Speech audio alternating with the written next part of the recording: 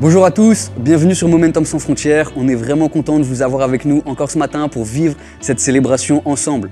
D'abord, on voulait vraiment vous dire merci à tous d'avoir été aussi nombreux sur tous les lives qu'il y a eu cette semaine sur la plateforme.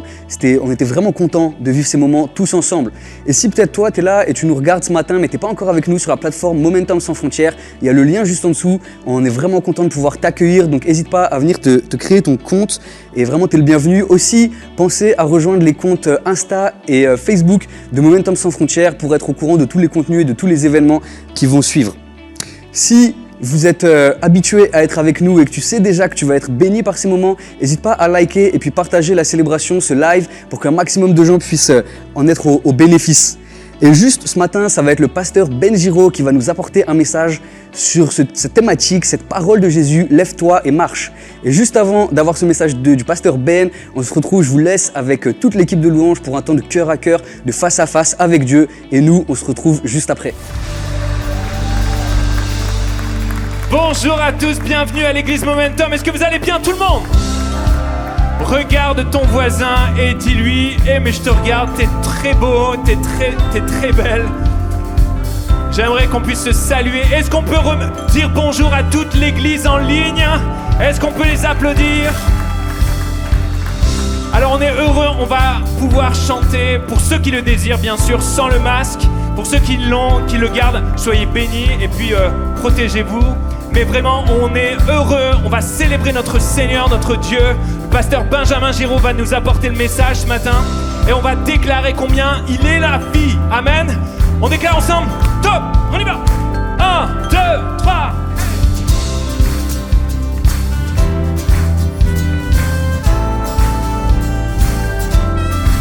Hey. En ton nom, nous avons trouvé la vie éternelle. Par sa grâce, tu nous fais connaître ta liberté. Tu as tracé le chemin pour nous par ton amour. Tu es la vie, je vis dans la lumière de mon Sauveur. Je danse dans son amour pour toujours. Je chante comme si je marchais sur l'eau. Tu es la vie, tu vis en moi. Alors tape des mains. Sur un ciel gris, ta lumière jaillit de 1000 couleurs vives. Par ta vie, tu nous conduis, que toute la terre voit. Tu as tracé le chemin pour nous par ton amour. Tu es la vie, je vis dans la lumière de mon Sauveur. Je danse dans son amour pour toujours. Je chante comme si je marchais sur l'eau. Tu es la vie, tu vis en moi. Je donne ma vie pour te suivre, car ton amour seul me suffit. Tu es la vie, tu es la vie, tu vis en moi. Pour que tout le monde puisse voir ta grâce, pour que ce monde puisse voir que tu es Dieu, à jamais sois élevé. Qui tient tout l'univers et chaque cœur qui bat sur toute la terre. Jésus soit élevé. Tu es la vie, je vis dans la lumière de mon Sauveur.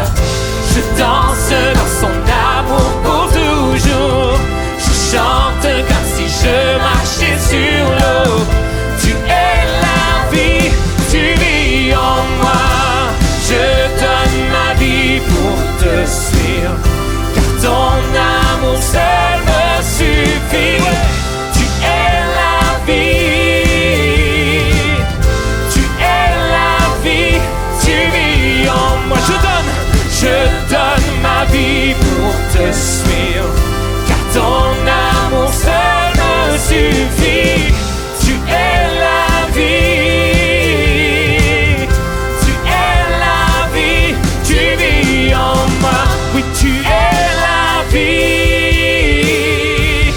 Tu es la vie.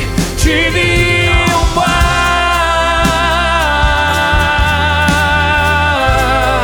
Oh,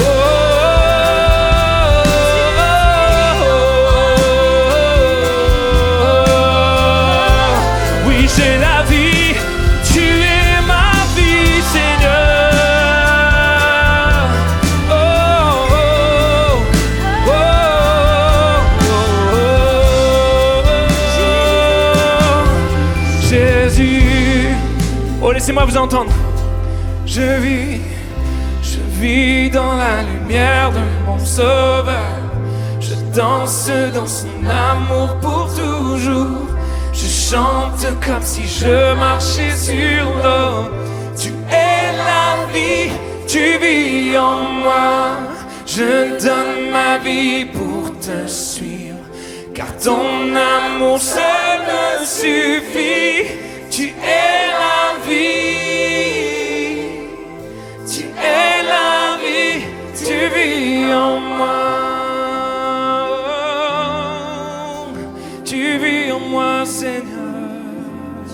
Oh, oh, oh, Jésus.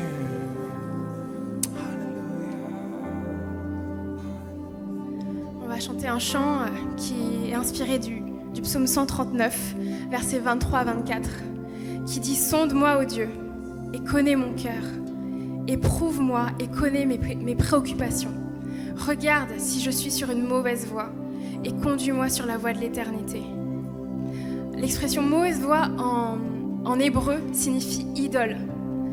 Et ça m'a vraiment frappée. Et je veux vraiment nous inviter tous à demander à Dieu quelles sont nos idoles aujourd'hui, qu'est-ce qui nous éloigne de lui. Ça peut être plein de choses, des gens, ça peut être les réseaux. Qu'est-ce qui est au centre de nos préoccupations? Et vraiment de demander au Seigneur, demandons au Seigneur ensemble. Vraiment, aide-nous à nous centrer sur toi, Seigneur, nous centrer sur l'essentiel, mon Dieu. Sonde-moi, ô Dieu.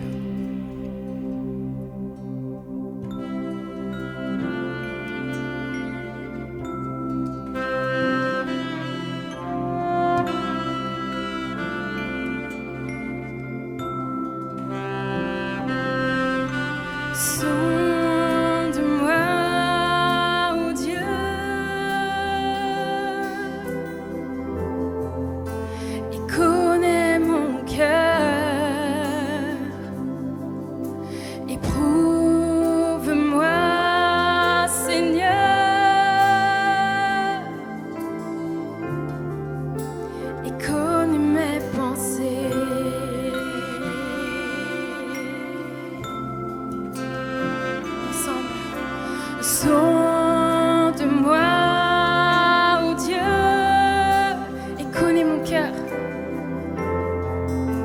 Et connais mon cœur. Éprouve-moi, Seigneur. Éprouve-moi, Seigneur.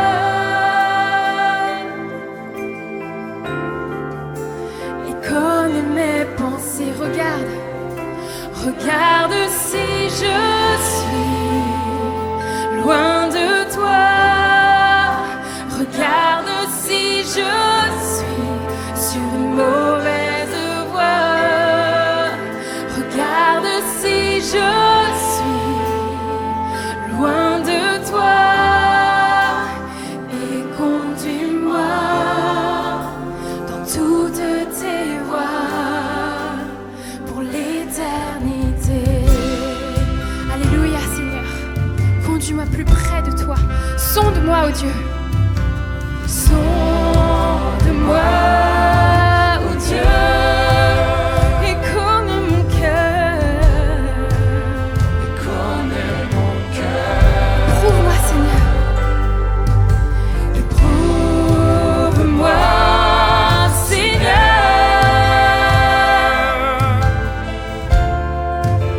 Et connais mes. Regarde si je suis loin de toi.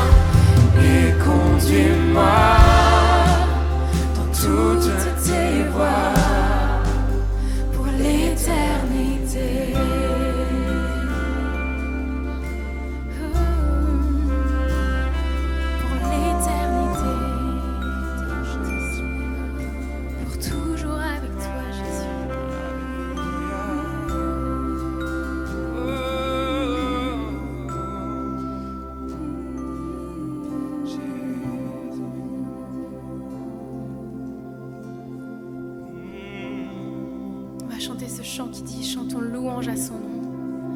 Adorons le Seigneur librement. Débarrassés de toute mauvaise attention, de toute fioriture, toute chose qui nous éloigne de lui. Louons le Seigneur. On a été créés pour ça. Alors élève ta voix, élève tes mains devant ton Seigneur. Loue-le, adore-le, quelles que soient les circonstances de ta vie. Adore avec nous. Chantons.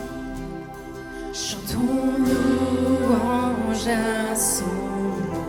Louange à son nom. Louange à son nom. Le nom au-dessus de tout autre nom. C'est le nom de notre Jésus. Chantons honneur. Chantons honneur à son nom. Honneur à son nom. Honneur à son nom. Le nom bien plus grand que tout autre nom. Sois élevé, Jésus. Sois élevé, Seigneur. Hey, sois élevé. Élevé plus haut. Sois élevé. Élevé plus haut. Chantons louange à son nom. Chantons louange à son nom. Louange à son nom. Louange à son nom. Le nom au-dessus de tout autre nom. Le nom de Jésus, Yeshua, notre Messie. Chantons honneur, honneur à son nom. Chantons honneur à son nom. Honneur à son nom. Le nom bien plus grand Le nom bien que tout autre nom plus grand dans nos vies, que sur la terre. tout autre Alléluia. nom. Sois élevé. Hey. Sois élevé. Élevé plus haut. Sois élevé. Élevé plus haut. Nous élevons ton nom, Jésus. Sois élevé. Sois élevé. Élevé plus haut. Sois élevé. Élevé plus haut.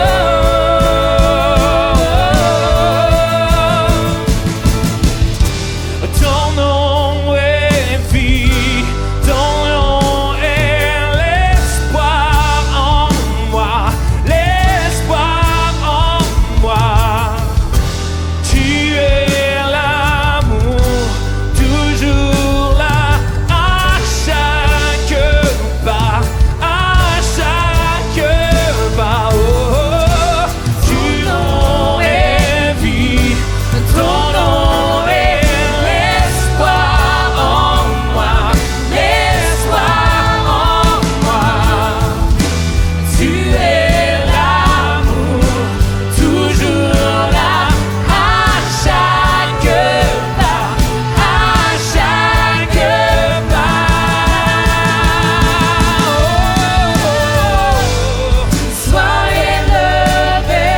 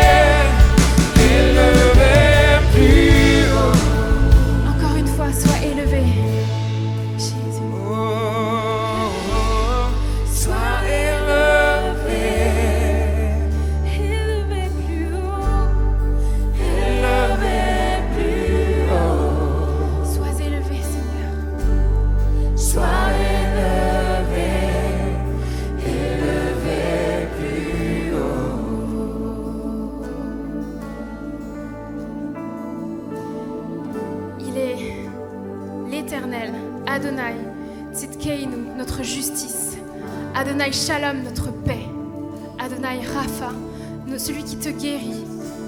Adonai Roi, notre berger. Adonai Jireh, celui qui pourvoit à tous tes besoins. Adonai Shama, il est ici, présent au milieu de nous. Adonai Nissi, notre bannière. Il est toutes ces choses, bien plus encore. Nous élevons ton nom, Seigneur. Alléluia, sois béni. Élevé, Jésus.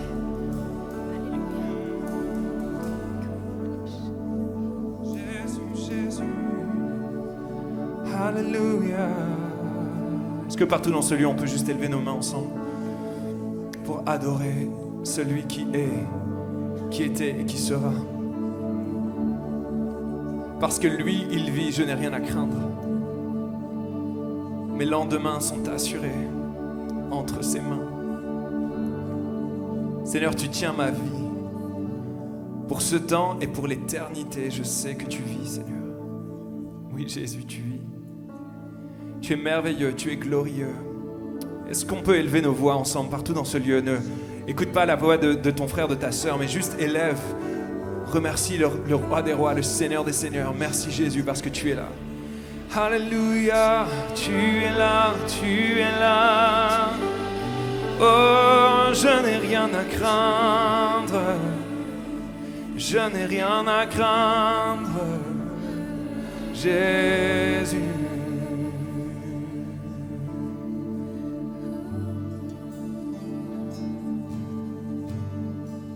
Alléluia.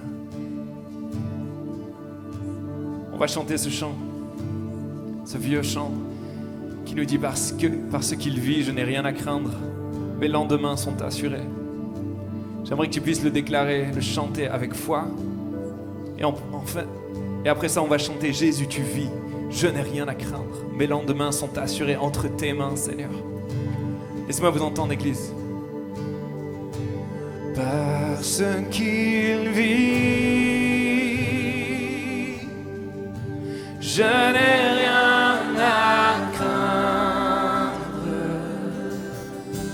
Mes lendemains sont assurés entre ses mains.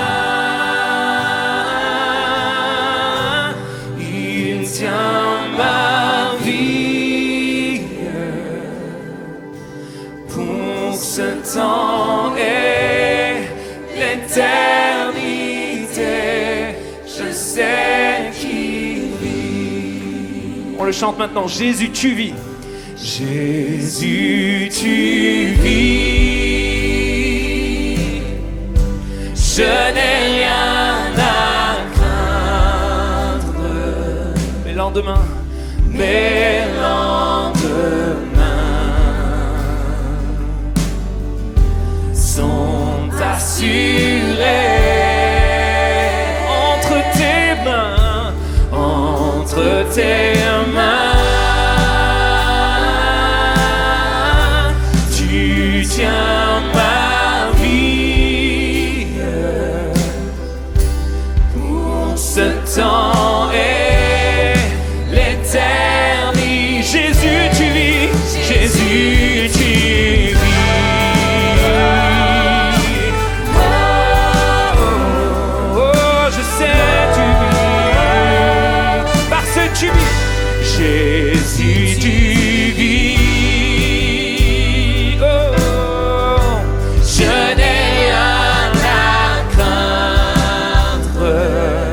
Seigneur, de mes lendemains sont assurés entre tes mains.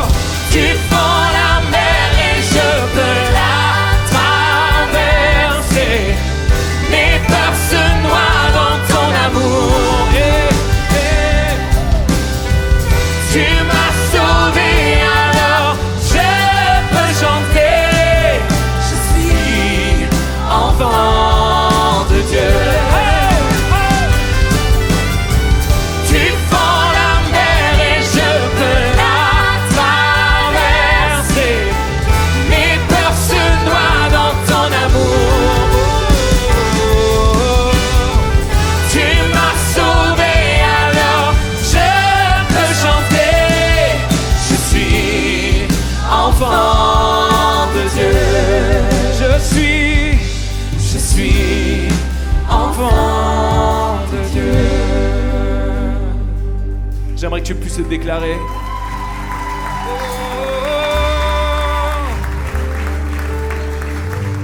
Alléluia. J'aimerais qu'on puisse le déclarer ensemble. Je ne suis plus esclave de la peur. Parce que si Jésus est en toi, tu n'as plus peur, tu n'as rien à craindre. Il est toujours là. Tu tiens sa main, il tient ta main, il te protège. Alléluia. Je ne suis plus, dis-le. Je ne suis plus esclave de la peur. Je suis enfant de Dieu. Je ne suis plus esclave de la peur. Oh, oh. Je suis enfant de Dieu. Oh, oh. Je ne suis plus esclave de la peur. Oh, non, non, non, non. Je suis enfant de Dieu. Une dernière fois. Oh, je ne suis plus esclave de la peur.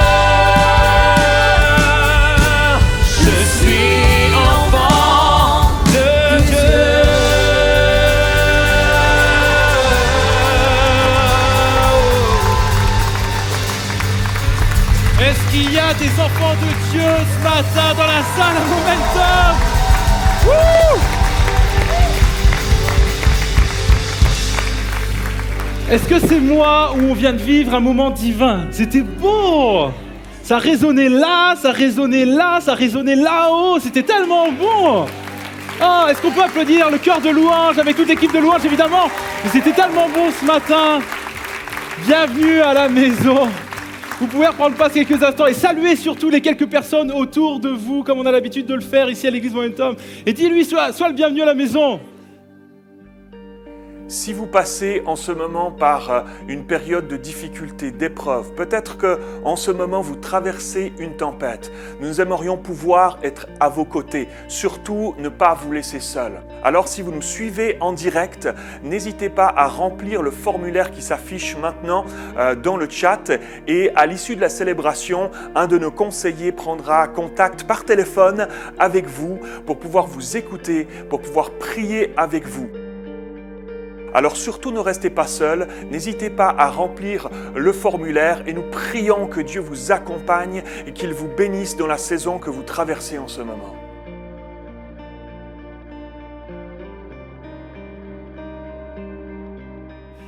Bienvenue à la maison, bienvenue à l'église Momentum, bienvenue à toutes les personnes qui nous suivent en ligne également. Est-ce qu'on peut les applaudir bien fort, les accueillir? On pense à vous les amis, derrière votre écran.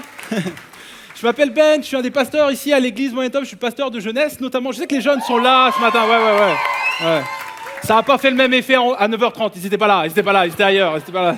9h30. Et je suis juste trop content d'être là avec vous ce matin. C'était une matinée historique les amis, hein. Une matinée historique. On en vit à l'église Momentum des moments historiques. Mais là, on arrive 2 ans après la pandémie, ça fait 2 ans, oui, pratiquement jour pour jour. Et puis on arrive un matin où enfin on peut être libéré de nos masques. C'est juste, et en fait, je ne sais pas ce que ça vous a fait. Il y en a qui ne savent pas s'ils doivent applaudir ou pas. Vous êtes libre de le garder ou de l'enlever, évidemment. Mais on ne sait pas. Moi, quand j'étais dans le supermarché la première fois sans le masque, je me sens un petit peu tout nu. C'était un peu bizarre. C'était un moment un peu gênant. C'est vrai, vous êtes ressenti comme ça également. Et en fait, c'est assez bizarre. Et je suis très heureux qu'il y ait des visages que je peux voir à nouveau ce matin. Et aussi que dont je peux voir s'il y a des bâillements également intempestifs pendant mon message. Ça vous est arrivé, confessez-vous vraiment ce matin, comme je vais me confesser, mais est-ce que ça vous est arrivé dans une conversation avec un masque, de bâiller derrière votre masque et de dire « heureusement que j'ai mon masque » hein? Levez la main à qui c'est arrivé. Ouais, c'est bien, on va aller à la prière tout de suite, ça va... C'est vrai, ça nous est tous arrivé. Et heureusement que le masque était là, mais on est bien heureux de l'enlever. Mais on a un petit goût du monde d'avant, le monde où on était sans masque, mais il y a quand même des choses qui ont changé. Je ne sais pas si vous avez remarqué, on ne sait plus comment on doit se saluer. On ne sait plus comment on doit faire. Est-ce qu'on se check? Est-ce qu'on se fait la bise? Avant, on faisait la bise, mais là, on ne sait plus trop ce qu'on doit faire. Ça donne des moments un peu gênants. Il y a quelques jours de cela, il y a 2 semaines de cela, on était en Suisse et je faisais un interjeunesse. Et juste avant d'arriver, oui, il y a un magnifique pays. Vraiment, non, je dis pas de mal de la Suisse. Je dis pas de mal, pas ce matin. Demain peut-être, mais pas ce matin. mais c'était un moment un peu gênant parce que j'arrive et la première personne à qui je m'adresse, eux, c'est déjà sans le pass vaccinal, sans les masques. Et en fait, moi, je veux le checker, mais lui, il est revenu au monde d'avant, il veut me serrer la main. Donc en fait, ça donnait un petit moment comme ça. Et là, en fait, je réagis, mais un peu trop tard, et après, je réagis et je veux lui serrer la main, sauf que lui réagit également. Et donc ça donnait un moment comme ça. Et on a fait comme ça, comme ça, comme ça. Les gens nous regardaient, ils croyaient qu'on faisait un Shifumi, ils faisaient pierre, feuille, ciseaux. Là, je disais, qu'est-ce qu'ils font? C'était gênant, et puis j'avais envie de dire, oh, arrêtez-vous. Et il faut qu'on décide de quelque chose. Faut qu'on décide. On va faire un vote ce matin, il faut qu'on décide de quelque chose, c'est plus possible. Moi, je vais réunir le Tchèque, on va voter. Parce que même avant que le Covid prenne place, et avant, on était avec la bise, mais il y avait certains au milieu de nous qui aimaient bien faire les Américains, qui aimaient bien faire des hugs. Il y en a des qui aiment faire des hugs? Ouais, il y en a des Américains ici, ouais, ok. Donc, et en fait, moi, ce qui m'est arrivé, c'est une histoire vraie. En fait, des fois, ça pouvait aussi être gênant, parce qu'une fois, j'arrive devant un gars, je veux lui faire la bise, sauf que lui, il va me faire un hug. Donc, en fait, j'arrive comme ça, il me tend les bras, moi, et en fait, je lui fais un bisou dans le cou. C'était vraiment gênant. C'était un moment où on est resté bloqué comme ça, en disant qu'est-ce qu'on fait? Qu'est-ce qui se passe? Les amis, il faut qu'on décide de quelque chose, il faut qu'on arrête, c'est pas possible. Faut qu'on arrête. Qui veut continuer le check? Ouais, le check, ouais, c'est pas mal. Moi aussi, je suis pour le check. C'est bien, c'est simple. Puis comme ça, quand tu salues tes grands-parents, t'as l'impression qu'ils sont dans le coup. C'est comme ça, c'est check. C'est bien, c'est important. Et puis, est-ce qu'il y a des personnes qui voulaient être au hug? Moi, j'ai pas de contre ça. Je suis pas contre ça. Ok, pas mal quand même. Un peu moins. Qui veut rester à la bise? C'est trop drôle, les gens ils font non, ça n'a pas l'air d'être trop populaire, on va arrêter ça. Non, vous avez le droit. Vous pouvez pas encore actuellement parce qu'il y a encore la distanciation, mais peut-être qu'on reviendra à la bise. Moi j'aime bien le check, bon, on va peut-être faire ça. En tout cas, il y a des choses qui ont bougé, il y a des choses qu'on ne sait pas comment se saluer, puis on va peut-être décider de quelque chose. Mais il y a des choses qui n'ont pas bougé avec le Covid. Une chose qui n'a pas bougé, c'est que Jésus est toujours le Dieu des miracles, évidemment. Et ce qu'il a fait avant le Covid, pendant le Covid, il le fera également après. Et juste pour que vous puissiez saisir cela, juste un petit témoignage de comment Dieu a pris soin de son Église et des gens au milieu de nous pendant cette pandémie qui malheureusement n'est pas encore totalement terminée. Et une femme au milieu de nous, vous la reconnaîtrez évidemment pour ceux qui ont prié pour elle, parce qu'elle a sollicité la prière, c'était l'été dernier. Une femme au milieu de nous qui me racontait, je l'ai eu au téléphone, elle me racontait l'été dernier, elle a vu une infection commencer à poindre sur son mollet, qui partait juste d'un petit bouton mais qui s'est infecté. Mais de manière inexplicable, l'infection a commencé à se propager. La peau commençait à suppurer, et puis il y avait comme le derme et l'épiderme qui étaient touchés, ça touchait pratiquement l'os, et puis ça remontait au-dessus du genou, la jambe avait doublé. Ils ont été voir le dermato qui, de manière incroyable, a dit je ne comprends pas, c'est comme inexplicable la manière dont cette infection réagit et combien elle se multiplie de manière inexplicable. Et elle voit, le dermato l'emmène tout de suite à l'hôpital, et à l'hôpital, évidemment, c'est une femme de prière, elle se met dans des temps de prière, elle sollicite la prière de l'Église. Et elle me racontait, c'était juste magique, elle me racontait combien dans son temps de prière, sur son lit d'hôpital, elle priait et elle me dit, j'ai ressenti une main se poser sur mon mollet. Et elle ouvre les yeux, elle dit, mais c'est dingue, quelqu'un m'a touché, quelqu'un est rentré, en fait, il n'y avait personne dans la salle. Et puis elle dit, mais peut-être que j'ai touché le bord du lit, et elle s'aperçoit que sa jambe était assez éloignée du lit. Et elle dit, ok, je ne comprends pas, peut-être que c'est moi. Et elle se remet en prière et elle dit, j'ai ressenti cette main comme une présence, mais juste douce et légère, comme vous savez, comme un drap qui se pose sur une jambe, comme ça, douce et légère sur mon mollet. Et elle dit, le jour d'après, d'une manière tout aussi inexplicable de comment cette infection était venue, cette infection a disparu. Les dermatos ont dit et ont déclaré, il y a peut-être encore de la convalescence, peut-être derrière tout ça, mais elle a dit, maintenant, cette peau est saine. Et ça ne vous rappelle pas quelque chose, cette peau est saine ? Ça ne vous rappelle pas les miracles de Jésus qu'on voit dans la Bible, où Jésus parcourait cette terre, rencontrait des gens, et puis vous voyez des gens qui étaient lépreux, des gens qui avaient des maladies de peau, et lui osait mettre sa main là où les gens n'osaient pas poser la main, et il déclarait à ces gens, maintenant cette peau est saine. Ce Dieu, ce Jésus qui était là il y a 2000 ans et qui faisait des miracles avant, il en a fait pendant et il en fait peut-être, il en fera pour toi après. Ce Dieu de miracles est toujours là ce matin, les amis, et il déclare. Il veut peut-être déclarer cette peau est saine, cette vie est saine, cette vie qui était impure. Je la prends sur moi, les péchés, je les prends sur moi et je déclare maintenant ta vie est saine. Dieu veut faire encore un miracle pour toi ce matin. Et moi, ce que j'aime, c'est regarder les évangiles et regarder notamment le Nouveau Testament. J'aime regarder les miracles de Jésus dans le Nouveau Testament. Et de voir, et c'est toujours des histoires improbables, c'est toujours des histoires incroyables. Il rencontrait des gens, diverses situations, et les miracles qu'il faisait, j'aime les mettre en rapport avec ce qu'on voit dans les actes des apôtres. Parce que j'aime regarder, en fait, je m'aperçois que les miracles continuent. Ce n'est pas le départ de Jésus qui a conditionné les miracles. Les miracles ne se sont pas arrêtés avec le départ de Jésus. De voir combien il y a la même chose qui prend place entre les deux. Pourquoi ? Parce qu'il est le même hier, aujourd'hui et éternellement. Et les miracles qui étaient faits hier, et c'est ce qui m'encourage aujourd'hui, c'est qu'il continue de les faire avec nous et au milieu de nous. Et ce miracle, si tu as besoin d'un miracle ce matin, tu es au bon endroit parce que c'est le Dieu du miracle ce matin. Est-ce qu'on peut applaudir notre Dieu, le Dieu du miracle ? Et le texte que l'on va lire ce matin est un texte qui nous parle de ça, du premier miracle des disciples. Donc après le départ de Jésus, une fois que le Saint-Esprit est venu sur les disciples, le Saint-Esprit qui était annoncé est venu les recouvrir d'une puissance particulière. Après, ils sont partis en mission. Et là, ils sont retournés dans le monde, ils sont retournés voir les gens et ils ont commencé à faire des miracles. Regardez ce qui est écrit, Actes chapitre 3 et verset 1. Pierre et Jean montaient ensemble au temple à l'heure de la prière, c'était la 9e heure. Il y avait un homme boiteux de naissance, qu'on portait et qu'on plaçait tous les jours à la porte du temple appelée la Belle, pour qu'il demandât l'aumône à ceux qui entraient dans le temple. Cet homme, voyant Pierre et Jean qui allaient y entrer, leur demanda l'aumône. Pierre, de même que Jean, fixa les yeux sur lui et dit « Regarde-nous ». Un Dieu qui dit « Regarde-moi, pose ton attention sur moi ». Et il les regardait attentivement, s'attendant à recevoir d'eux quelque chose. Alors Pierre lui dit, « Je n'ai ni argent ni or, mais ce que j'ai, je te le donne. Au nom de Jésus-Christ de Nazareth, lève-toi et marche. » Et le prenant par la main droite, il le fit se lever. Au même instant, ses pieds et ses chevilles devinrent fermes. D'un saut, il fut debout et se mit à marcher. Amen. Ouais, on peut applaudir les miracles de Jésus.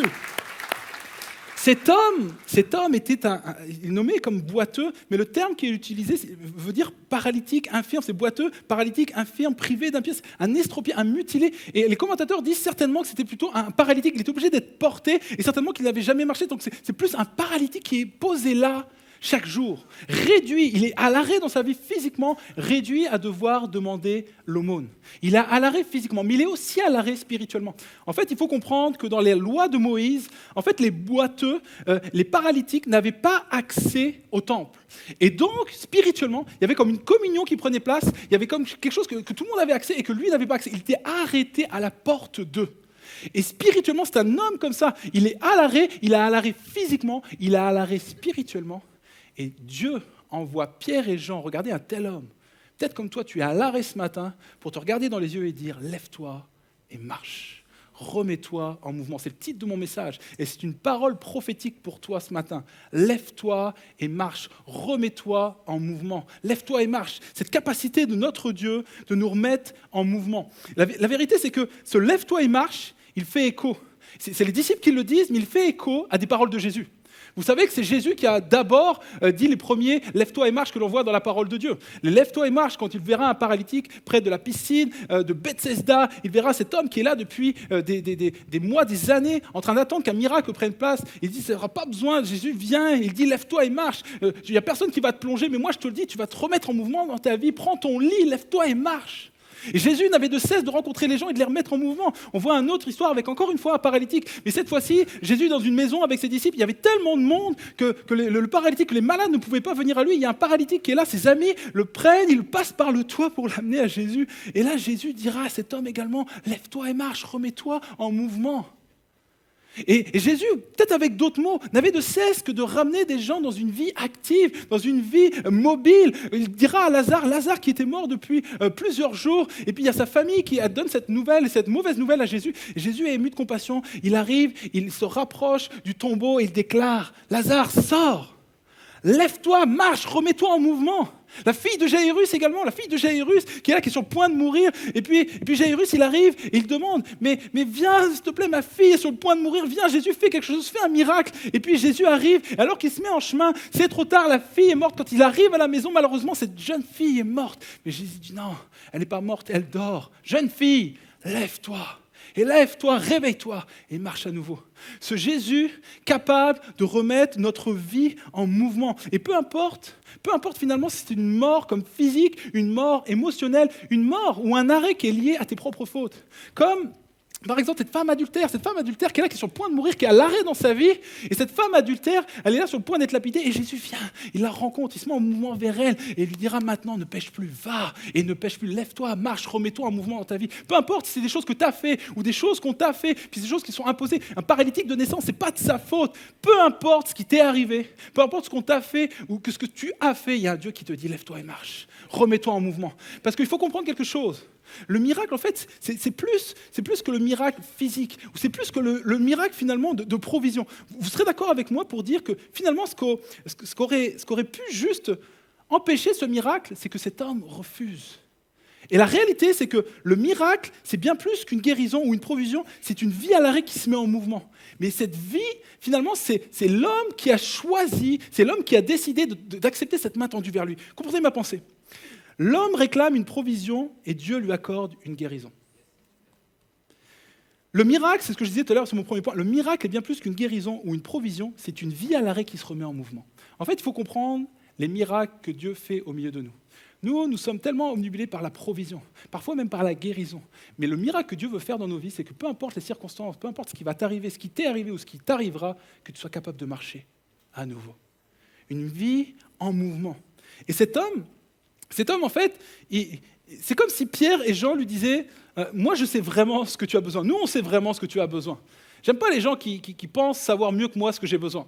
On est d'accord ? Je pense que vous êtes d'accord avec moi, ça vous est peut-être arrivé ce genre de choses, ou peut-être que tu as réclamé un cadeau, tu as réclamé des choses, et puis tes parents, puis les amis ont pensé que c'était préférable que tu aies autre chose. Tu sais, tu es là, toi, ça fait peut-être des mois que tu es là, puis tu l'as vu, cet iPhone 13, il est juste incroyable, avec ses capacités de photo. Ouh, qu'est-ce que tu vas devenir sur Instagram ? Tu vas enfin devenir quelqu'un, ça va être juste dingue. Et puis là, ça va tellement changer ta vie, tu es là, et puis tu en parles à tout le monde, tu as mis des posters de iPhone 13 dans ta chambre, tellement tu voulais que tout le monde le sache. Et évidemment, ce jour arrive, le jour de ton anniversaire, comme ça, et puis ce cadeau, il est là, il est bien empaqueté sur la table, tout le monde est là, les convives, la famille, c'est juste dingue, tout le monde a les yeux braqués sur toi. Et là, tu commences à ouvrir.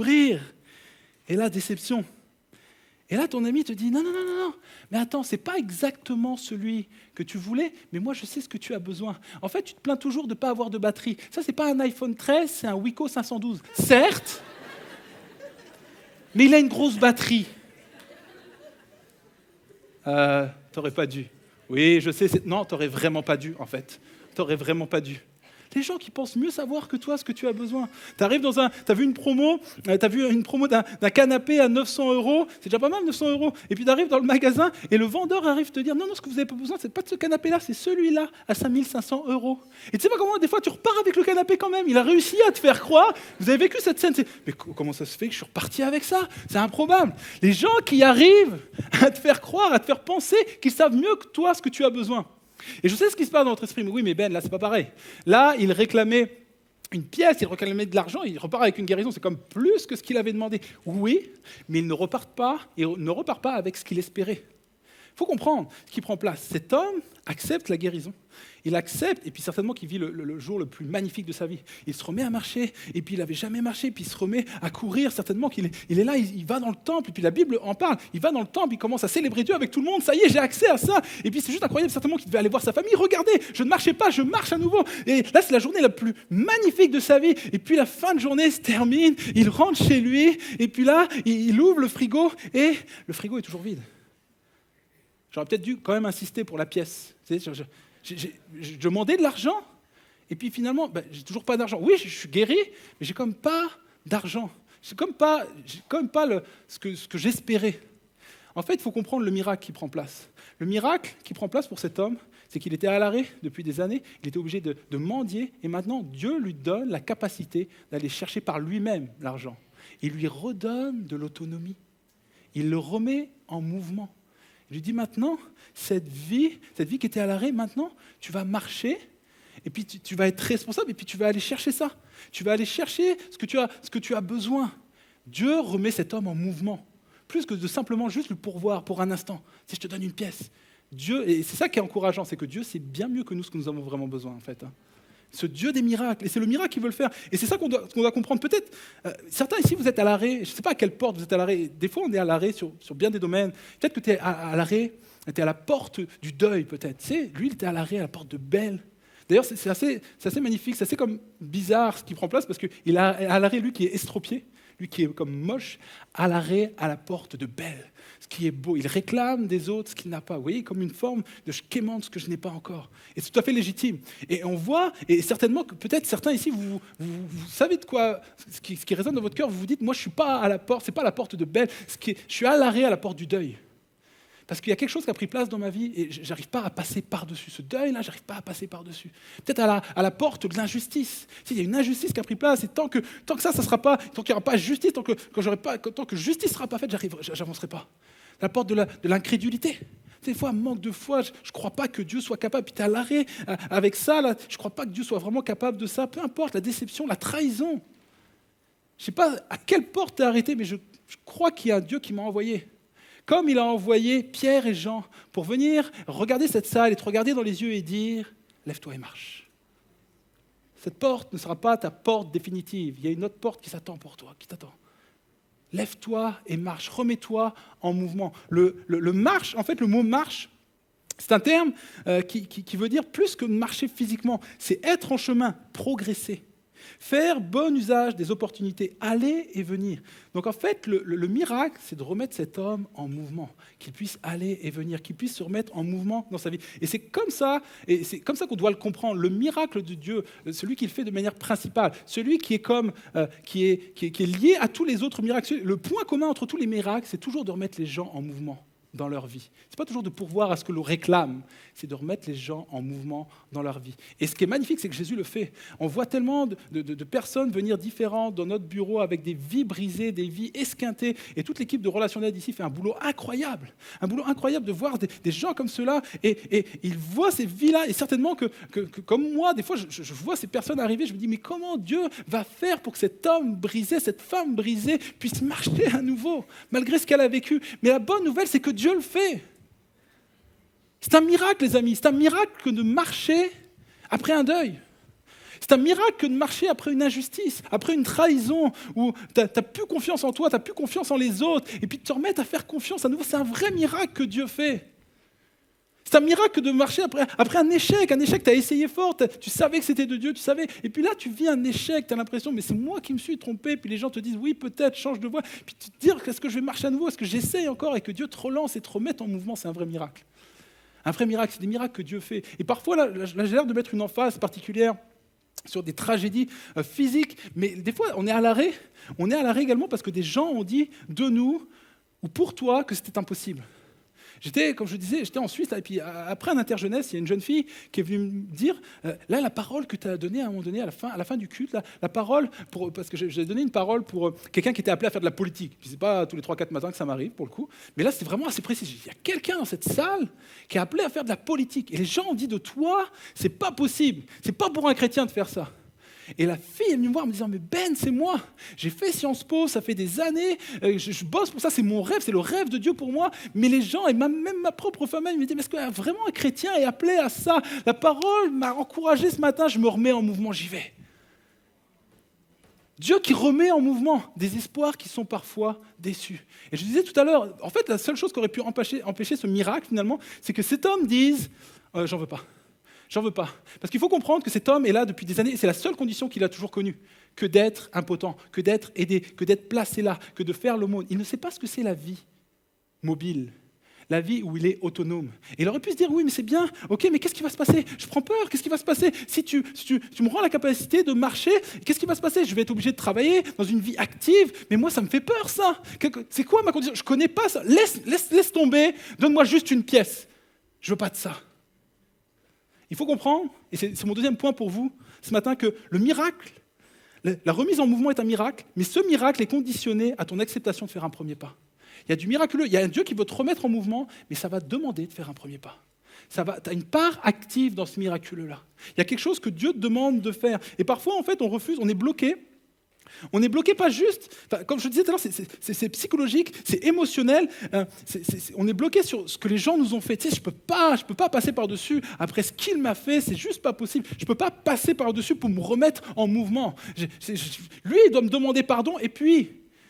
En fait, Dieu te dit, mais lève-toi et marche. Peut-être toi va commencer à initier, peut-être qu'il ne le sait même pas, qu'il y a quelque chose entre vous. Tu sais, lève-toi et marche, il y a un lève-toi et marche pour toi ce matin. Lève-toi et marche, mets-toi en mouvement et vois comment le miraculeux va prendre place. Toi, en fait, Tu as juste à te concentrer sur tes pas à toi, mais il y a un pas que tu dois faire. Puis parfois, c'est des blessures, c'est d'autres types de blessures. On est focus, on est bloqué sur ce que Dieu doit faire pour moi. Moi, je me remettrai en mouvement quand j'aurai cette guérison. Moi, je me remettrai en mouvement quand j'aurai ce job, quand j'aurai cette fille, quand j'aurai ce... Là, je me remettrai en mouvement. C'est ça qui m'empêche. Dieu, c'est ça qui m'empêche d'avancer. Puis Dieu dit, lève-toi et marche. Et tu vas voir combien le miraculeux va prendre alors que tu vas commencer à faire des petits pas. Toi, mets-toi en mouvement. En fait, ce qui est beau dans ce texte, c'est qu'on voit que Pierre et Jean ne disent pas « sois guéri », et puis après, marche. Il dit, lève-toi et marche. Et le miracle a pris place alors qu'il s'est relevé, alors qu'il a fait un premier pas. Les premiers pas. Quel pas tu dois faire vers ta destinée, vers ce miraculeux-là? Vous savez, c'est comme quelqu'un qui apprend à marcher ou qui réapprend à marcher. Vous avez peut-être vu ça également à la télé, comme moi, des documentaires, comme ça, comme on peut en voir, où on voit des gens qui ont eu des AVC ou des accidents avec des traumatismes crâniens et où le cerveau est tellement handicapé, où il est meurtri, qui fait qu'ils ont perdu l'usage de leurs jambes. Et puis on voit parfois qu'il y a les médecins qui prennent ça en charge et qui les accompagnent vers une rééducation. Parce que le cerveau est tellement bien fait, c'est ce qu'on appelle la neuroplasticité, qui fait que le cerveau est capable de se recabler, malgré les traumatismes, de se recabler, de recréer des connexions neuronales. Mais pour que cela prenne place, ça demande toujours un premier pas. Un premier pas peut-être fébrile, des gens qui disent « wow !» Et puis on les voit, mais à force, les pas deviennent sûrs, et puis il y a un recablage, il y a comme les neurones là, se reconnecter, et puis tu marches à nouveau. Quel pas tu dois faire? Tu as une part active dans le miraculeux. Pour te remettre en mouvement, tu as une part active. Pour vous l'illustrer, je vais vous raconter juste un petit témoignage. Il y a quelques temps de cela, nous avons été avec mon épouse à Arcachon. Très belle ville, Arcachon, on est d'accord? Très belle ville. Alors, on a hâte d'y retourner pour l'été, évidemment, là, pour pouvoir se baigner enfin. Là, c'est encore un peu tôt. Mais ce qu'il y a de commun à Arcachon, qui est connu, c'est son fameux manège. En tout cas, c'est connu de mes enfants et surtout de mon fils, Sacha. À chaque fois qu'on y va, c'est comme automatique. Ils croient que ça y est, c'est sûr. À chaque fois, on voit le manège. Est-ce que je peux faire un tour? Et là, bon, on n'était pas à tout prix, on n'avait pas forcément prévu de lui faire un tour de manège ou de leur faire un tour de manège. Mais je regarde quand même vite fait dans mes poches pour voir. J'avais un peu la flemme d'aller au distributeur. Mais je me suis dit, ok, je regarde quand même si j'ai quelques pièces. Et là, je regarde quelques pièces, sauf que j'ai de quoi payer un seul billet. Et là, j'ai quand même 2 enfants. Aujourd'hui, je suis père d'une multitude, donc j'ai quand même, mon cœur est partagé. Oui, mais vous ne savez pas de quoi vous parlez, vous qui n'avez pas d'enfants. C'est vraiment beaucoup, 2, c'est déjà pas mal. Et donc, je suis là et je me dis, mon cœur est partagé quand même, à qui je vais l'offrir? Bon, évidemment, je l'ai offert à mon fils. Évidemment. Non, vous savez, alors je vais m'expliquer, parce que je sens que vous me jugez déjà. Parce que c'est celui qui a le plus de vocabulaire. Ma fille ne comprenait peut-être pas trop ce qui prenait place, je savais que c'est lui qui allait râler le plus. Donc c'est vraiment à lui qu'on lui a offert pour cette raison-là. Et donc je me dis, ok, je lui offre le tout. Mais en fait, j'étais quand même partagé et je me disais, ok, ça serait bien, Seigneur, que tu pourrais faire un petit miracle, tu sais, un miraclouné, toi, un petit truc, toi, histoire que quand je vais aller me présenter à la caisse, que je vais donner mon argent qu'à mon offre 2, tu sais. Et là, je me présente à la caisse et je fais un truc de pasteur, évidemment, je la regarde avec beaucoup d'intensité. Ça n'a pas marché. C'était comme, je sais pas, j'ai pas ce truc-là. Évidemment, elle m'a donné qu'un seul billet. Et mon fils fait son tour de manège. Et là, je me dis, mais Seigneur, et je comprenais pas. Je dis, bon, ok, pas de miracle pour aujourd'hui, en tout cas. Et là, les amis, un ange est apparu. Un homme est venu me voir. Il me dit, hey, monsieur, moi, je vais partir bientôt d'Arcachon, là. Je vous donne 4 tickets. Oh, ouais, oui. Oh. J'étais tellement ému comme ça. S'il n'y avait pas le Covid, je l'aurais pris dans mes bras comme ça. La dernière fois que j'ai regardé quelqu'un comme ça, c'était ma femme. C'était intense, je te le dis. Là, j'étais le mec, je repars. 4 tickets, waouh. Et là, alors que je repars, je m'aperçois qu'en fait, que j'ai la moitié des tickets. J'ai que la moitié des tickets. Je comprends pas. Je dis, mais c'est quand même bizarre. Et là, je comprends, en fait, le gars m'a donné que les coupons. C'est-à-dire qu'il m'a donné que le bordereau, en fait, et je comprends pourquoi, parce qu'il y avait écrit « pour 7 achetés, un gratuit ». Et en fait, je comprends qu'il m'a donné les bordereaux, et c'est quand même gentil. Bon, déjà, il a rebaissé, c'est plus un ange, là, c'est plus rien du... Tu vois ce que je veux dire, il a rebaissé dans mon estime, quand même, ce gars-là. Et en fait, je m'aperçois que, finalement, c'est quand je vais cumuler 7 tickets achetés que je vais en avoir un gratuit. Je me dis, ok. Et après, je reprends courage, je me dis, mais bon, 4, j'en ai déjà eu 1, 5, mais Dieu ne fait pas les choses à moitié. Dieu, quand il commence quelque chose, il le termine. Il est où mon miracle? Wouh! Et là, un gars vient me voir. Il me dit, monsieur, j'ai vu, vous êtes bordelais. Alors, je ne sais pas à quoi il a vu ça, peut-être à mon petit gilet sur les épaules. Tu sais. Et là, vous êtes bordelais. Moi, je ne pourrais pas en profiter. Tenez, un ticket de plus. Wouh! Le miracle est en marche, les amis. 7 tickets, plus qu'un. Wouh! Je sais pas. Et tu sais, je commençais à faire des trucs bizarres. Je lasse mes chaussures en regardant sous les bagnoles comme ça, en mode... tu sais, je commence à gratter dans les poubelles. Je me dis, il y a bien un qui l'a acheté quand même, son ticket, tout ça. Rien. Et là, je sens vraiment Dieu qui me parle. Vous savez, quand Dieu sait te parler, là, quand il parle à ton cœur, quand tu as une conviction comme ça qui monte, et Dieu me dit, ok, mais Ben, le ticket qui va faire la différence, celui qui va multiplier, qui va être le sujet de multiplication, ça va être le tien. Tu vas devoir aller là-bas, retirer de l'argent et acheter un billet pour ta fille. Et c'est ça qui va être la multiplication. Parce que j'ai beau faire 99% du job, le 1%, c'est toi qui dois le faire. Et dans nos vies, les amis, écoutez bien la pensée, c'est celle-ci. Parce que Dieu fait toujours 99% du job, 99,99% du job. À la croix, il a tout accompli. Il y a un salut qui t'est offert. Mais le ticket qui va faire la différence, l'acte que tu dois faire, toi, c'est tendre la main pour accepter ce salut-là. Et ce ticket-là va faire toute la différence. La pensée est que tu as une part active là-dedans. Et dans ton miracle, c'est la même chose. Le miracle que Dieu veut faire en toi, il y a un pas, il y a quelque chose. Et c'est toi qui dois faire ce premier pas. Et le miracle va venir alors que tu vas te mettre à t'engager dans cette voie-là. Il y a un lève-toi et marche pour chacun d'entre nous.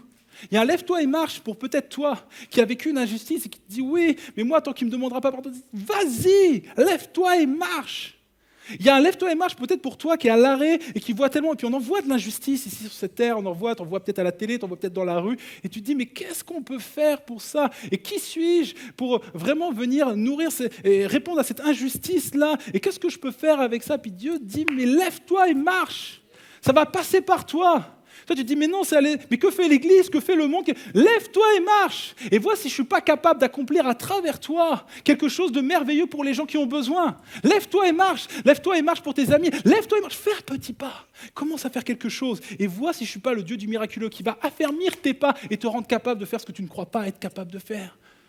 Parce que ce qui est beau dans ce texte, ce qui est beau, c'est que la Bible nous dit qu'au moment même, écoutez bien, à l'instant même, au moment même, où ses pieds et ses chevilles devinrent fermes, au moment même où il se met à marcher, tout d'un coup, il est capable de le faire.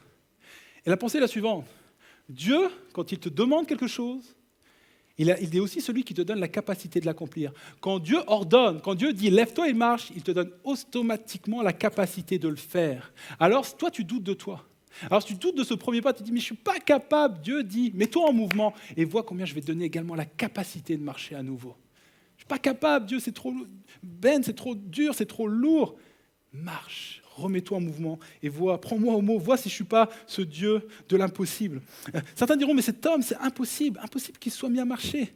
Mais cet homme, ça fait peut-être des années qu'il est là, mais au moment même où il décide, il accepte cette main tendue. C'est quand même beau, il accepte cette main tendue, il se met debout et à l'instant même, il a la capacité de marcher, alors qu'il se met en mouvement.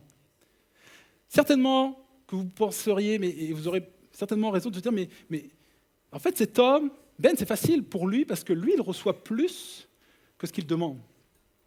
Lui, il demande une pièce, il demande de l'argent, il demande une provision, mais comme il semble recevoir plus, moi, j'ai l'impression que dans ma vie, je reçois moins. Tu sais, Dieu, c'est pas qu'il passe à côté, là, mais j'ai l'impression, là, c'est facile dans cette histoire.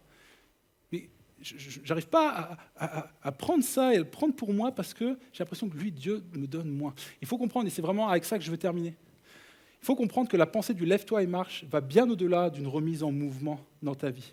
En fait, il y a une notion d'espoir, il y a une portée d'espoir pour l'éternité. Parce que Dieu, le Dieu qui a triomphé de la mort, est ce Dieu qui est capable de remettre de la vie là où la mort a pris place. Et c'est ça la pensée du « lève-toi et marche ». Ça va au-delà de juste « remets-toi à marcher ». Troisièmement, alors que je vais inviter les musiciens peut-être à venir me rejoindre, alors que j'en arrive vers la fin de mon message, parce que j'aimerais vraiment qu'on puisse prier ensemble, et je crois qu'il y a des miracles qui vont prendre place ce matin. Troisièmement et dernièrement ce matin, peu importe ce que tu as vécu ou ce que tu vivras, en Jésus, il y aura toujours de la vie après la mort.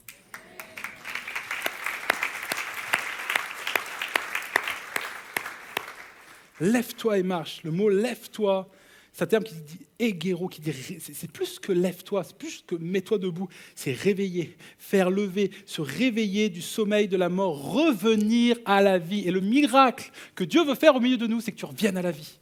Ce n'est pas juste te relever physiquement, c'est que tu reviennes à la vie, toi qui es mort. Il y a des choses qui sont mortes en toi, mais qu'elles se réveillent, qu'elles se remettent en mouvement. Un cœur qui est arrêté, qui se remette à battre, c'est un miracle, les amis. Que tu reviennes à la vie. En fait, ce paralytique n'a pas reçu vraiment ce qu'il attendait. Mais je me dis, mais c'est vrai que même les concitoyens, ceux qui ont connu Jésus, à cette époque-là, quand il était sur son ministère terrestre, eux non plus n'ont pas toujours reçu ce qu'ils espéraient recevoir. Je m'explique. Quand on parle de Lazare, je l'écrivais tout à l'heure, Jésus a fait un miracle incroyable. Alors qu'il était mort, ça faisait plusieurs jours qu'il était là, même il y avait une odeur qui émanait du tombeau. Jésus dira maintenant, lève-toi et marche. Il y a comme une deuxième chance qui lui est donnée. Mais, vous serez d'accord avec moi pour dire que Lazare est mort une deuxième fois. Et certainement que l'Église s'est mise à prier pour lui également. Et regardez ce qui est écrit. Et de la grande troupe des Juifs, ayant su qu'il était là, il vint non seulement à cause de Jésus, qu'il y a une troupe de Juifs qui vient, mais aussi à cause de Lazare, qu'il avait ressuscité des morts. Sur quoi les principaux sacrificateurs résolurent de le faire mourir, de faire mourir aussi Lazare. En fait, il échappe à la mort, en tout cas, il ressuscite, et puis comme quelques temps plus tard, finalement, il est tué. C'est comme, ça n'a pas de sens un peu, et certainement que la famille devait se dire, Jésus l'a fait une fois, là, il va le refaire une deuxième fois. Sauf que non, il n'y a pas eu de deuxième résurrection terrestre. L'histoire de Pierre est similaire. Pierre sera comme envoyé en prison. La Bible nous dit qu'il sera attaché entre deux soldats, et puis il vivra un moment où les gens voulaient le faire mourir, puis il devait décider de son sort, et puis il est là en prison, et l'Église, c'est beau, hein, vous verrez ça chez vous, là, mais il est dit que l'Église se met en prière pour Pierre. Et Pierre, c'est juste inexplicable, c'est magnifique, un ange vient dans la cellule, commence à ouvrir les portes, il le sort de prison. Une deuxième chance, une deuxième vie s'ouvre pour Pierre, il y a quelque chose de magnifique. Et sauf que quelques temps plus tard, Jésus dira ceci, sur le sort qui sera réservé à Pierre. Jean chapitre 21 et verset 18, « Vraiment je te l'assure, quand tu étais plus jeune, tu mettais toi-même ta ceinture et tu allais où tu voulais. Mais quand tu seras vieux, tu étendras les bras et un autre nouera ta ceinture et te mènera là où tu ne voudras pas aller. » Par ces mots, il faisait allusion au genre de mort que Pierre allait endurer et à la gloire de Dieu. Après avoir dit cela, il ajouta, « Suis-moi. » Pierre, j'étais en prison. Pierre, qui reçoit la prière, qui reçoit le secours par un ange. Puis Pierre, jeté à nouveau en prison, noué. Il y a une ceinture, il est là, il est noué, amené en prison. Certainement que l'Église prie à nouveau, mais cette fois-ci, la mort est tragique. C'est quoi la leçon derrière tout ça? La bonne nouvelle, les amis, c'est que peut-être qu'il n'y a pas eu une résurrection physique pour Lazare une deuxième fois. Il y a eu de la vie après la mort de Lazare, physiquement, mais après sa seconde mort, il y a eu de la vie également.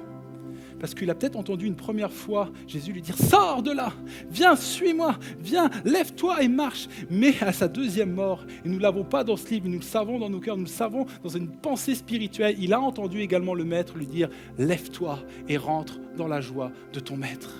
Il y a eu de la mort, il y a eu de la vie après la mort de Lazare, et il y a eu de la vie après la mort de Lazare. Et pour Pierre, c'est la même chose. Il y a eu une libération, il y a eu de la vie pour Pierre après sa première arrestation, et après sa mort, et mort en martyr, il y a eu de la vie également. Il a entendu les mêmes mots, lève-toi et marche. Alors je ne sais pas ce qui est mort en toi, je ne sais pas ce qui t'a arrêté, mais je connais celui qui peut te redonner vie. Je connais celui qui peut te remettre en mouvement, parce qu'en Jésus, il y a toujours de la vie après la mort.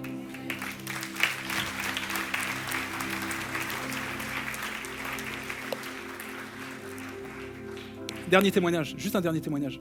Alors que j'étais, il y a quelques mois de cela, juste avant le Covid, je crois, en interjeunesse encore une fois, cette fois-ci à Limoges. Et je me rappellerai toujours de ce moment parce que ce qui s'est passé ce soir-là, la personne que j'ai rencontrée a vraiment bouleversé ma manière, en tout cas, même de voir comment Dieu œuvre et comment Dieu veut parler à chacun.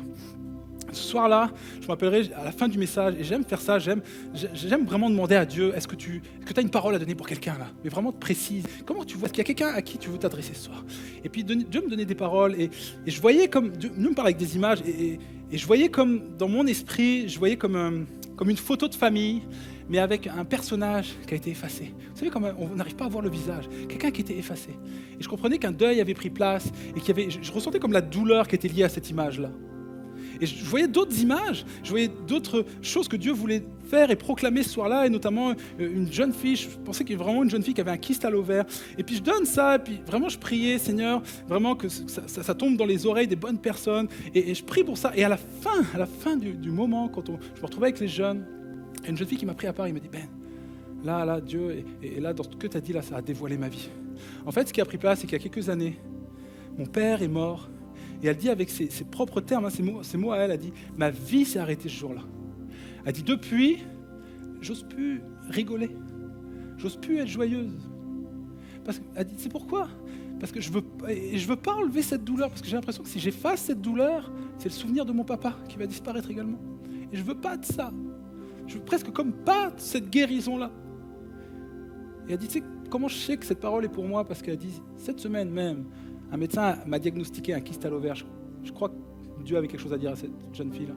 Mais ce qui était juste magnifique, c'était également de voir combien Dieu a consolé son cœur. Et les paroles de restauration qui sont descendues de son cœur, il y avait une pensée, il y avait une belle parole pour elle qui était celle-ci.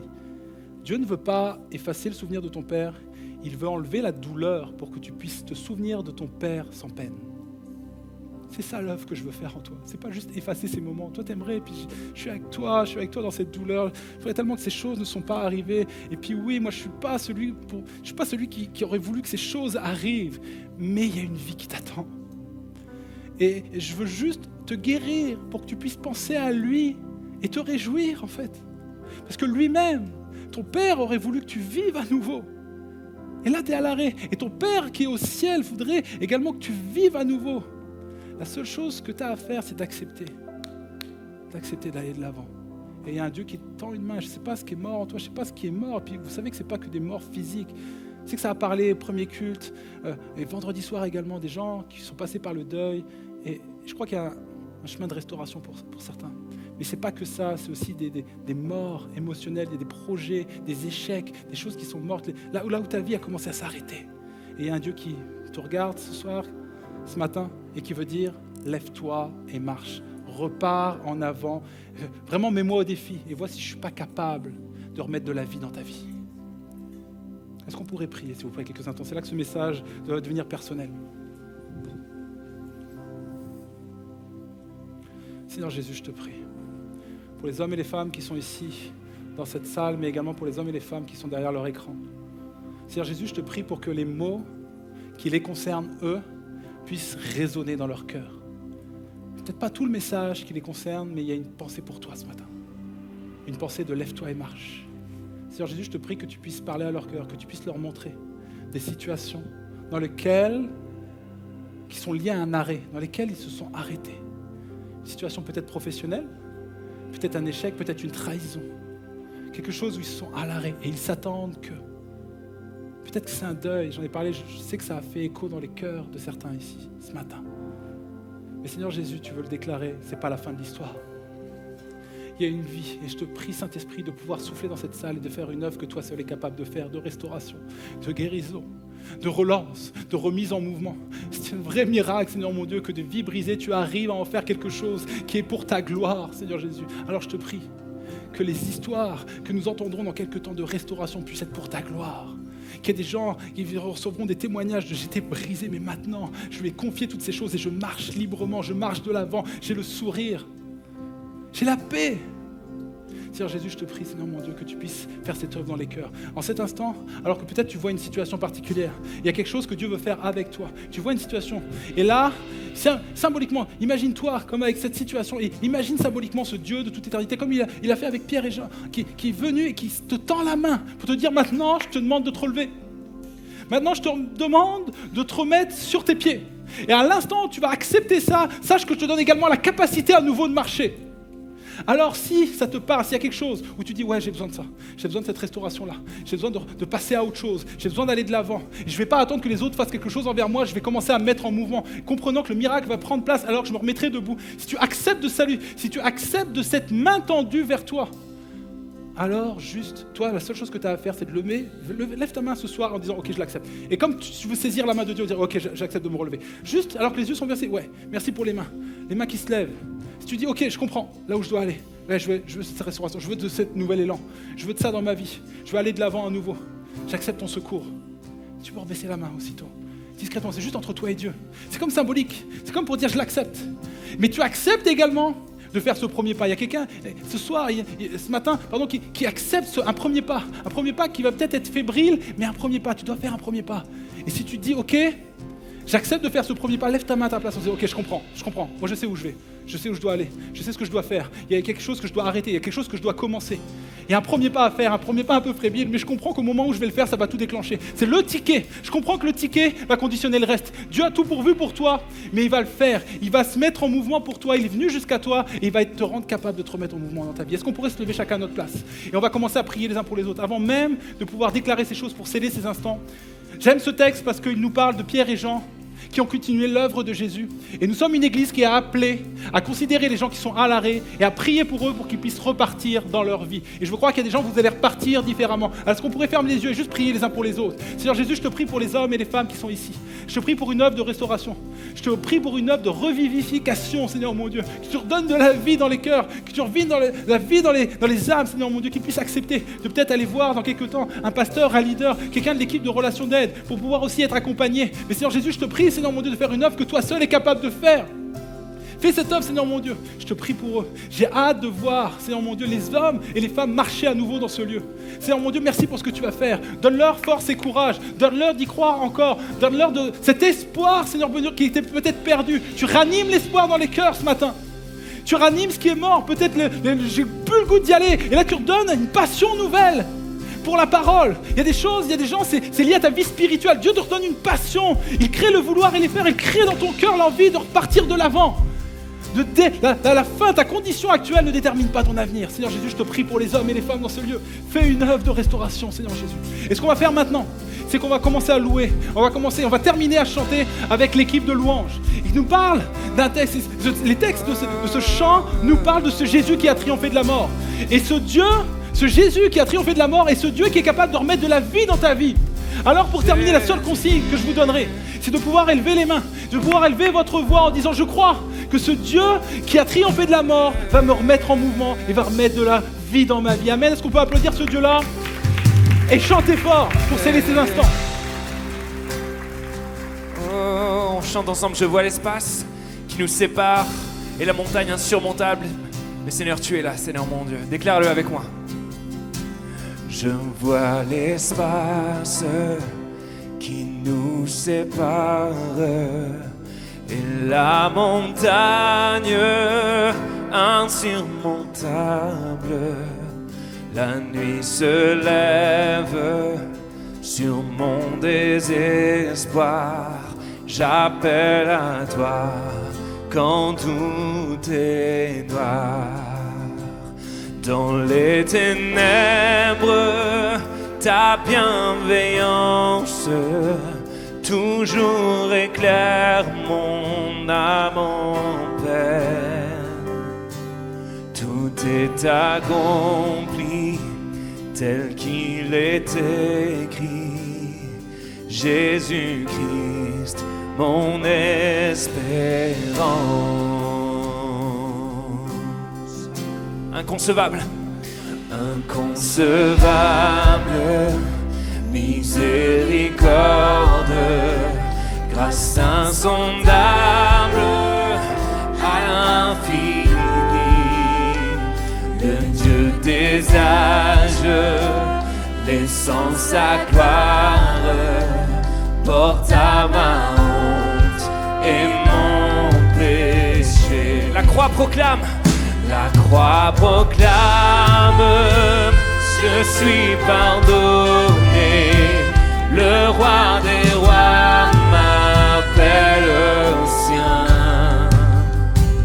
Merveilleux sauveur auquel j'appartiens. Jésus-Christ, mon espérance. Alléluia, on y va tout le monde. Alléluia.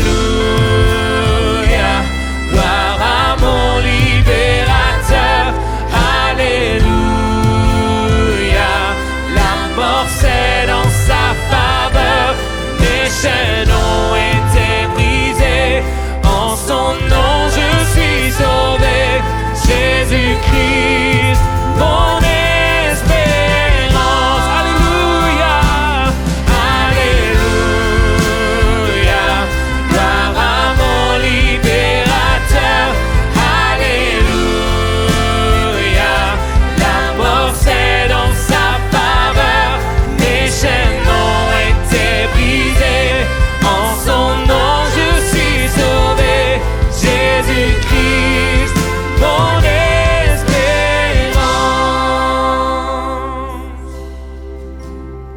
déclare-le avec moi.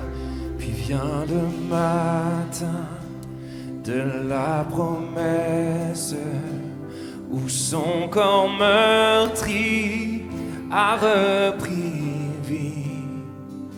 Dans le silence, sa voix retentit. La mort sur moi n'a pas de pouvoir. On redéclare ensemble, puis vient le matin. Puis vient le matin de la promesse où son corps meurtri a repris vie. Dans le silence, sa voix retentit. La mort sur moi n'a pas de pouvoir. Oh, Jésus-Christ, à toi la victoire. Oh, Alléluia, par à mon libérateur. Alléluia, la mort c'est dans sa faveur. Les chaînes ont été brisées, en son nom je suis sauvé. Jésus, Jésus, oh, Alléluia, mon libérateur. Alléluia, la mort c'est dans sa faveur. Mes chaînes ont été brisées, en son nom je suis sauvé. Jésus-Christ, mon espérance. Jésus-Christ, mon espérance. Jésus-Christ, mon espérance.